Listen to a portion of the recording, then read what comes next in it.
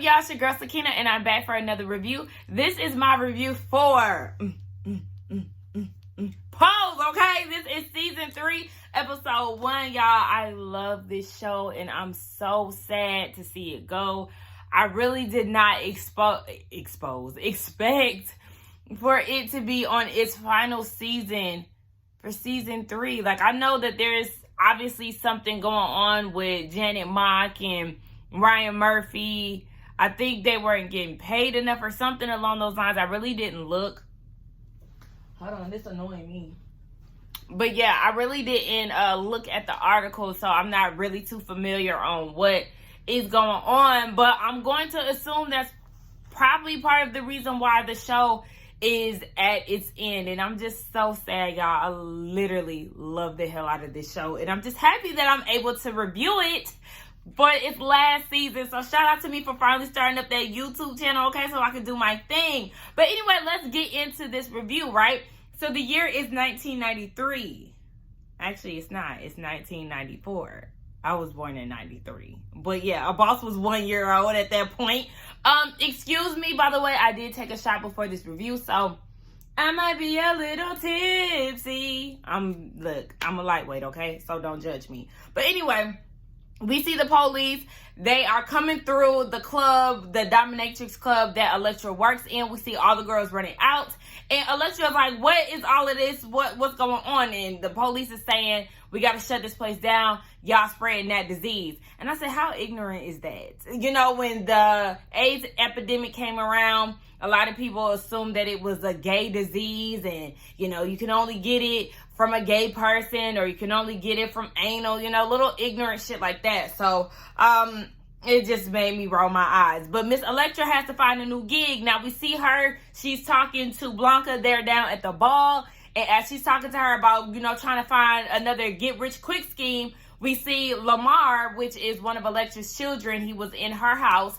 And Blanca's like, why haven't you came by to see Chubby? Like, where you been at? And Lamar don't have the time, okay? He is in search of, or not in search, but he's currently in the process of establishing a new house. He said he is tired of trying to win plastic trophies. He's trying to make this money, okay? So he don't really have time to go up to the hospital to see Chubby because he has things to do, or Cubby, because he has things to do.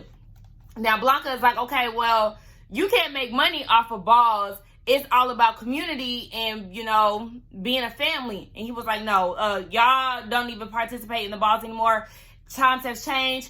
They make money off of that now. And as we see, we get to see the Pray Tell, okay, MCing like he always does. He is on the mic and he is giving the girls all of the Pray Tell that he can give, okay? Now, he is hyping up this house, and he was like, you know, I basically see y'all taking home the trophy, but then he gets interrupted. So he makes an announcement to everybody and was like, okay, wait, things have changed up. The MC Council, they got some money, okay? They got $1,000 that's going to be a part of this prize. And we also have a new house that is trying to get this money as well. And we already know the house is the House of Khan, which is Lamar's house. So, baby, the category was face, and the House of Lamar did just that. Or the House of Lamar. The House of Khan came out and did just that, okay? The girls were serving face, and when Lamar came out, y'all know how he get down when he get doing his voguing poses and all of that. I said, bitch, come on. He was getting it, okay? He was all on the floor and, you know, doing all kind of flexible shit that I know I couldn't do. But, yeah. Oh, Lamar was saying backstage, too, before he went out there, how the house of Evangelisa is crumbling and how Damon is an alcoholic, or not alcoholic, but yeah, shit, tomato, a drunk, same thing. So, you know, he just going against the family, and he went out there and he put in that work and he earned that $1,000. Now, as he's sitting there earning his coins, the next day we see that the council is down at the diner that they love to come together at, and they was $500 short. They don't have the money to give the House of Khan. And they were saying, well, you know, they ain't the ones to play with, because I heard they jumped somebody over some shoes. Like, we better give them their money. Next thing you know, in comes the House of Khan. And Lamar's like, okay, where's our money? Why y'all playing? And they was like, you know, we ain't got it. And it was like, oh, okay. Next thing you know, baby, they had a whole brawl/food fight, fucking up the diner. I said, excuse me? Who Nefertiti Khan. She done went behind the counter and got a cake and threw it. I said, oh, ghetto. Just ghetto as hell. Fucking up the establishment. I said, oh, y'all would have been in jail fucking with me. I think not, okay? So,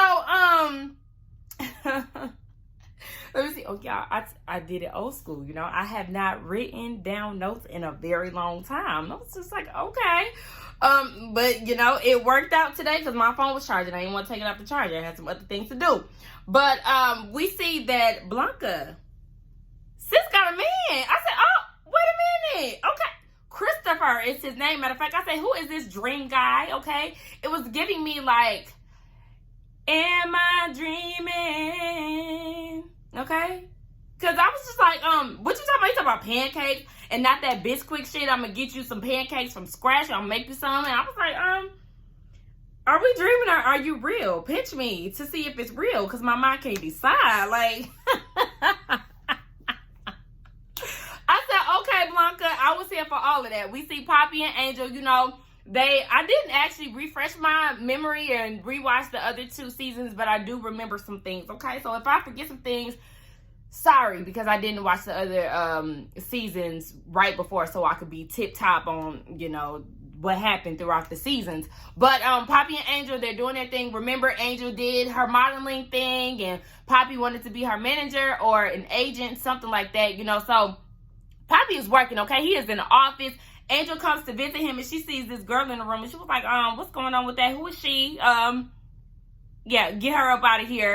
And Poppy is busy, okay? She's concerned because she hasn't worked in a year, and he's trying to tell her, look, I can't really control what goes on once you get into that auditioning room, but I can get you some auditions. So he's been trying, but she's just not getting booked. And as she's expressing her feelings, he's, you know, getting fax papers and shit, and she's getting annoyed because she feels like her voice is not being heard by him. And she, you know, we just see that Angel is very upset because sis got a lot going on, and at the same time, nothing going on. We see Pray Tell, he is at the mall trying to sell Chanel No. 5, baby. He is down at the perfume counter. The ladies are sniffing, but they are not purchasing, and we can see that he's obviously battling with some demons. So he turns around, and I'm thinking that he was going to steal the perfume to get the $500 for the House of Khan. But no, what he pulled out his pocket was a flask. Baby, he is drinking on the job. Pray Tell is very stressed. Now, we see that Blanca, wait, am I missing something? Yeah, he's very stressed. I was about to skip a part. Now, we see that he is down at the funeral home with the council, and he's just stressed out because here he is again attending another funeral. As we know, Pray Tell does have HIV along with Blanca, so this is just really fucking with him mentally, and he had some complications last season, so he's just not doing well because he doesn't know how many more funerals he could take, and he's just scared that it's going to be him next, and it's just a lot. So the council was trying to comfort him and trying to make him feel better, but he just can't take it. He's drinking down at the church, and as he's getting ready to leave, he just lets them know, like, I can't MC anymore. It's not the same. Like, it's different. They want to do money prizes now, tacky ass lip syncing. He is just at his wit's end, and he just can't do it anymore. So he walks out. Now we can go back to Blanca. Blanca, we see that she's at the hospital. And we see that Cubby is but he is on his deathbed, and he's just going through it. Now, Cubby is another part of the Wintour, the House of Wintour with Electra. You know, those are her children and Blanca's siblings. And he is on his deathbed. He has the virus, and this dog right here, y'all. So if it's any chaos or confusion pop off, know that it's because of him. But yes, so he is on his deathbed, and Blanca is telling him, like, your mom is here, she wants to talk to you, and he's upset because he's like, no, last time I talked to my mom, I came out and she was in her feelings, and she said that I was gonna die of the disease, and she is right. Like, I'm here, this is me. And I just felt so bad. Y'all know, anytime I see them really talking about the virus, it really gets to me. This show, it definitely gives you perspective of how how crazy it was during the AIDS epidemic and how it just had everybody shook. And what happened? So yeah, Blanca was like, no, your mom is here to make it right. And we see that she's talking to the nurse, and I can't remember her name right now. But yeah, she was talking to the nurse and just saying that she couldn't see Cubby like that and how it's messing with her. We know that Blanca has the virus as well, so we can only imagine how this is making her feel. But she just said, I was wondering if Blanca is just like a nurse assistant or there for moral support, being that, you know, she's a transgendered woman and she has the virus as well. It's like, is she there to comfort the patients and give them hope? Like, I was wondering that, because her and the nurse, they started talking and she was like, you know, maybe in a different life, I could have been an actual nurse. And the nurse, I don't know why I want to keep saying her name is Sandra, but I don't want to be getting her name wrong. But she was saying that you can still do that. Like, don't think that your life is over because you have the disease. Like, girl, the sky's is the limit. So we see later on that she actually did go down to the college and get her application on. But we're going to talk about that further in a minute. So yeah. Anyway, on to the next note.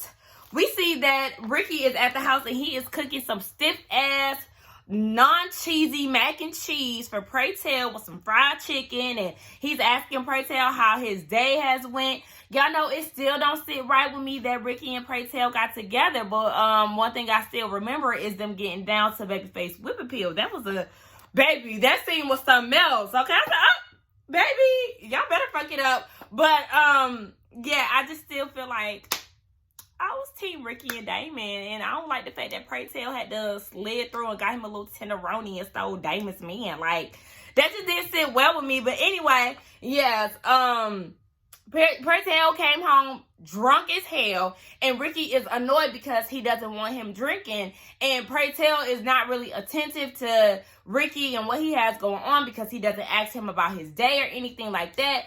Ricky had booked another tour with the Janet Jackson, and Praytel was just like, you know what, y'all young folks, y'all so damn dramatic. Like, what the hell do you want from me? It's the liquor talking. He ain't really got time to be paying attention to Ricky. Now, they sitting there about to eat, and he gets a phone call from Blanca, and she was like, baby, OJ Simpson is on the run. He is on a high-speed chase. Y'all need to come over here. We having a watch party. Get here now. And because at first, when Blanca had came home, she was looking for Damon, and then she turned on the TV and she seen that OJ, you know, was accused of murdering his wife and all of that. So then that's what she called Praytel, like, baby, get over here. We gotta watch this shit. We gotta see what's going down. We see Lulu and Angel. They're sitting at the house, and Lulu is not reading the damn room. She's sitting there showing Angel magazines of girls doing this and that, and Angel is beating herself up like, why wasn't I part of this campaign and all of that? We know she's searching for work. Lulu, why would you show her that? That ain't gonna do nothing but make her feel bad. So Lulu pull out a joint, and she get the hit in the weed, and Angel was like, let me get some of that. I need it. And she asked what was in it, and Lulu was like, baby, it's laced with a little Krenak, okay? So Angel gets in her feelings, and she was like, why would you do that? You know, Poppy don't want me going down that road again, because remember last season, baby, Angel was on that stuff, and she was on it hard. So Poppy was just like, no, I'm not down with that. So she got off of it, thankfully. But yeah, I don't know. We see that she gets a call from Blanca. She hear her with the same thing. OJ is running from the cops. Baby, you need to get over here. Blanca didn't even know who OJ was. She was like, orange juice? Who the hell is that? Like, Lulu knew who he was, though. But yeah, I was wondering, with her smoking that blunt, I was like, or the joint. It was a joint paper. But I was like, are you gonna get back on that stuff, Angel? We don't need that. Now back at Blanca's house, Praytel is there, and he is drunk boots, okay? He is drunk as hell, just talking all kind of shit. We see that Damon is there, and he was asking to speak to Praytel in his room. Praytel doing the most. You see, Ricky, he want to talk to me in the room, okay? And just being provoking and extra drunk. Don't nobody got time for that. Damon is trying to tell him, look, you need to be on your meditation, okay? You need to practice Buddhism like me. You need to be on your Nam Yo Ho Re Yang Kyo, okay? But Praytel wasn't trying to hear none of that because he's having a hard time escaping the reality. The fact that he has the disease. The fact that he's losing so many friends. Like, it's just so much going on. He can't escape that. But Damon is just trying to get him to be in a different headspace and just to be able to enjoy the life that he is living. But it's hard to do that. Like, I get what Damon is saying, but it's kind of hard when you have so much going on all at once. But he got saved by the bell. He walked out of Damon's room. We see that Electra, Angel, and Lulu showed up. The nurse, Miss Nurse Sandra, was there as well. And they're sitting there just watching. They're watching OJ. Now we see Lulu, Praytel, and Angel. They go and hit the blunt. But once Lulu let him know, or Angel know, one of them let him know that it was some Krenak in there, he was like, all right, yeah, I'm going to pass on that.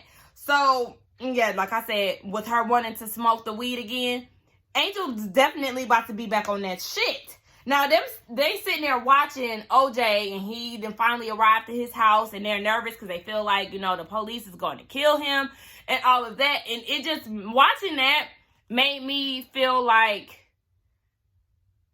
it just brought similarities to what's going on today. You know, with the pandemic and police brutality and all of that. It was a lot for me. I was like, okay, the pandemic and the protests, all of that just kind of made me be in the mind frame of 2020.